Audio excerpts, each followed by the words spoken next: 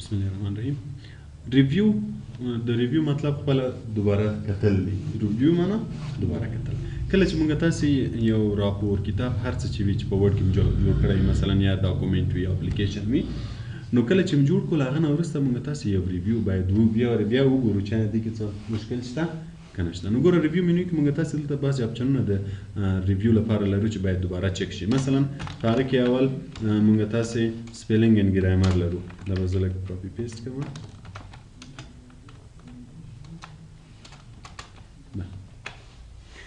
اول پکې سپیلینګ اند ګرامر لرو. موږ اول ورځ هم ویلې و چې کله موږ یو لغات یا جمله لیکو نو امکان لري چې دوه قسم لاینونه اعلان دي راشي، یو سور لاین او یو شین لاین.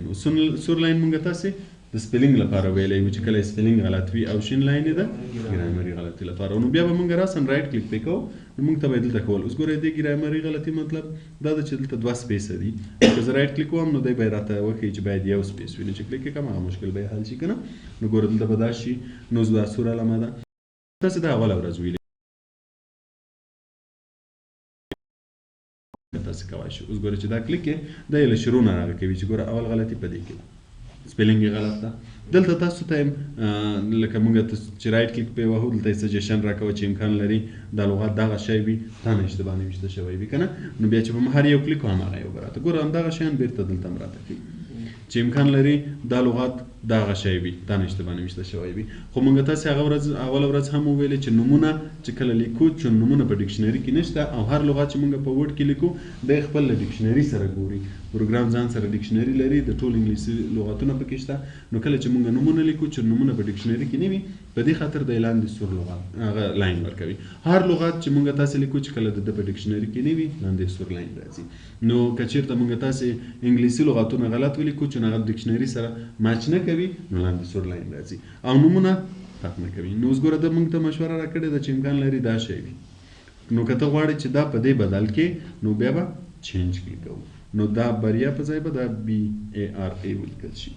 او دلته که غواړم چې دا ټول بدل شي اوس ګوره دلته هم لیکلی دلته هم لیکلی که غواړم چې ټول بدل شي نو په هغه صورت کې به چینج کلیک کوم. اوس ګوره که زه چینج کلیک کوم نو دا یو به چینج شي بیا به دته راشي چې دا هم غواړي چې چینج کړي کنه ځکه چې له دې نه وروسته بیا دا سپیلینګ غلطي ده بیا دا سپیلینګ غلطي ده. نو که زه دا هم چینج کوم چینج که غواړم چې دا ټول په یو واري چینج کړم بیا چینج آل نو دا لغتونه به ټول ګوره د جملې به ټول ځای شي. بیا اوس ګوره هغه ته راغی ګرامر ته راغی چې ګوره باید داسې شی وي د دې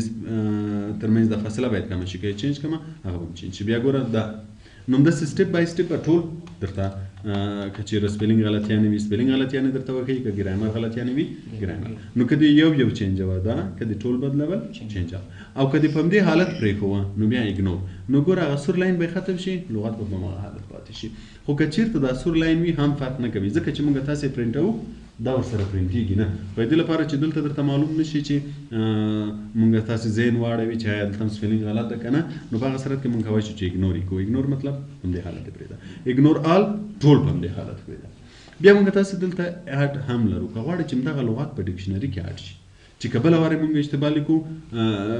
بیا یې لیکو لاندې به یې سور لاین هم نه راځي او که همدا شی اشتباه لیکو دی به موږ ته مشوره هم راکوي. نو اوس ګوره زه هم چې دا په ډکشنري کې در سره اډ کړه نو چې څنګه دا ډکشنري کې اډ شي ګوره چې لاندې څومره لیکلی وو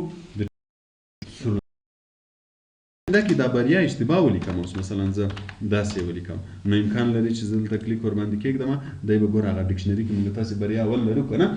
دی به د هغه سره راته کوي چې امکان لري دا شی ستا په کار وي نو که بیا زه بدلوم له ځای نه بدلولی شم. دې ته سپیلینګ اند ګرامر وایي چې کله موږ تاسې یو ډاکومنټ یا اپلیکیشن جوړوو د ریویو لپاره چې بیا یې وګورو چې آیا موږ تاسې سپیلینګ یا ګرامر غلطیانې کړي وي هغه اصلاح کړو نو موږ تاسې به سپیلینګ اند ګرامر. بل ټریجر دا هغه ډکشنري ده کوم چې مایکروسافټ ورډ ډیزاین سره لري چې موږ هر لغات لیکو دا یې د هغه سره ګوري. نو کېدای شي موږ د ډکشنري استفاده هم وکړو چې کله موږ تاسې یو لغات کلیکوو نو دلته به دی راته په ټریجر کې اوس مثلا زه دا کلیک کوم یا اول چې انسټیټیوټ انتخاب وګوره دی دلته راته سینونیمز راوستل دلته سینونیمز وایي ورته لغاتونه. انسټیټیوټ څه معنی ارګنایزیشن یا انسټیټیوشن یا اسټابلیشمنټ کومه لغتونه راولي دلته هم راځي. اوس ګوره که موږ تاسې رایټ کلیک وکړو سینونیمز دلته هم دغه سینونیمز او دا یو شی دی. له دې ځای نه موږ استفاده کولی شو چې کله موږ مثلا یو لغات انتخاب کړی مثلا زه ټکنالوژي انتخابوم ټریجر کلیکوم دی به ماته د ټکنالوژي په هکله ورته لغاتونه راته ښیي چې ټکنالوژي مطلب نالج سکلز ایکسپرټیز هر څه چې وي ټول به راته ښیي پوه شوې دې شي ته چې د ټریژر وایي نو دې دا رسم دلته هم چې کوای شي چې کله ورباندې رایټ کلیک وکړئ سینونیمز کلیک کړئ دلته به یې درته ښیي او د دې مخالف لغات به هم درته ښیي د ټکنالوژي مخالف لغات به هم درته ښیي یا مثلا زه یو ساده لغات ولیکم ګوډ اوس ګوره په دې رایټ کلیک وکړو سینونیمز یې وګورئ ګوډ مطلب دلته مختلف او دلته به مخالف لغات هم وي د دې لا نشته خو د بعضو مخالف لغات هم درته ښیي چې د ګوډ مطلب دې شي ته ټریژر وایي بل د ورډ کاونټ چې دا ټول درته حسابوي چې موږ تاسې دلته څو پاراګراف لرو څو صفحې لرو نو اوس ګوره که کلیک راته وایي چې ټول یو صفحه ده څو لغاتونه دي پکې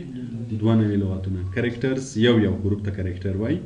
نو سپیس بدون له سپیس نه دومره دي او له سپیس سره دومره دي ټول 4 پاراګراف دي او 15 لاین دي نو که کله غواړئ چې سټیټسټیک کې ګورئ چې څومره دي دا کلیک کوئ بل د سمارټ لوک اپ هغه وخت کار کوي چې موږ تاسې انټرنیټ ولرو چې کله انټرنیټ ونه لرو بیا کار نه کوي اوس ګوره ما سمارټ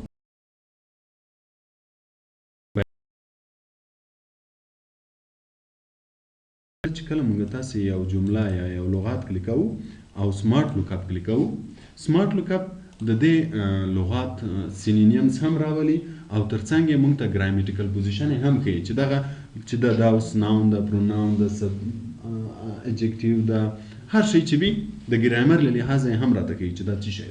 بلکې تعریف هم راته راولي چې دا څه شی ده نو که کله یو لغت موږ کلیکو د هغه په هکله معلومات ترلاسه کوو چې وګورو چې دا د ګرامر له لحاظه آیا ناون ده پروناون ده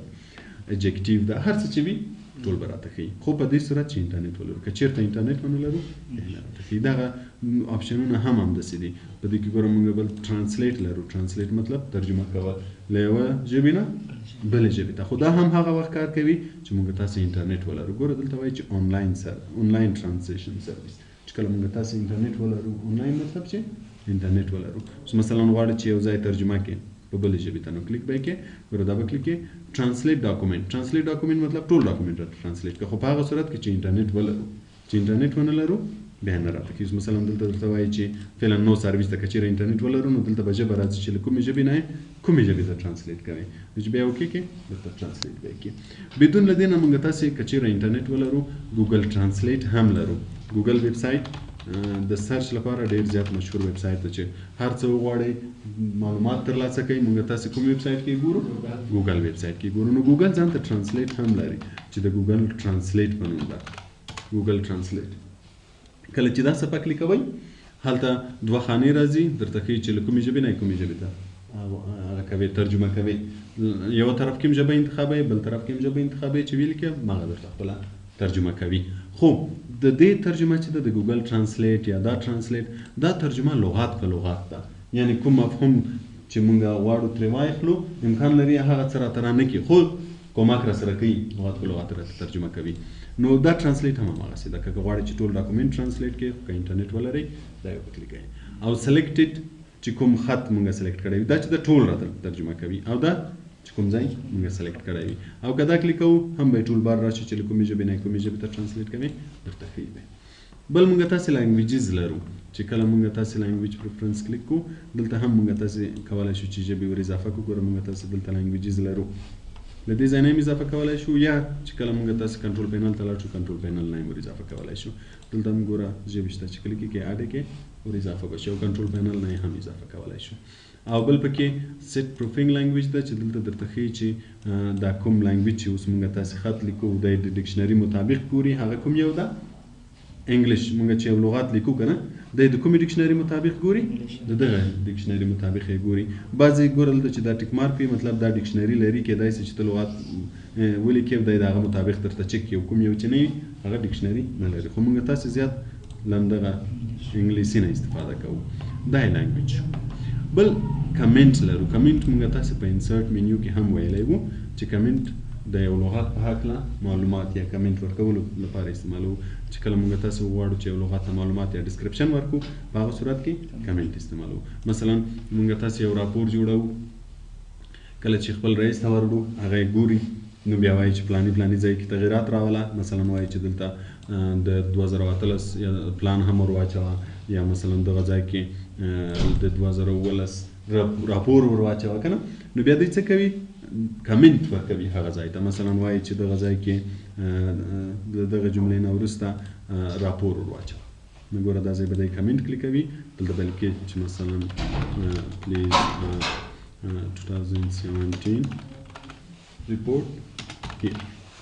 نو بیا چې دا فایل موږ ته بیرته ولیږي چې موږ یې ګورو نو موږ ته به معلوم شي چې زه باید کوم ځای کې تغییرات راولم او کوم تغییرات راولم. نو کمنټ د دغه مقصد لپاره استعمالیږي. نو که غواړئ چې کوم ځای ته کمنټ ورکړئ فقط سلیکټ یې کوئ، نیو کمنټ کلیک کوئ، کمنټ به ولیکئ. که کمنټ غواړئ چې ډیلیټ یې کوئ د دې ځای نه ډیلیټولی شئ. کولی شئ چې ټول کمنټونه چې په ډاکومنټ کې وي ټول ډیلیټ کړئ. نیکسټ پریویس له یوه کمنټ نه بل کمنټ ته تلل. شو کمنټ ښکاره شي او کمنټ ښکاره پوه شوئ. تر دې ځای مشکل خو به نه وي. سوال مشکل همدغه در سره وګورئ.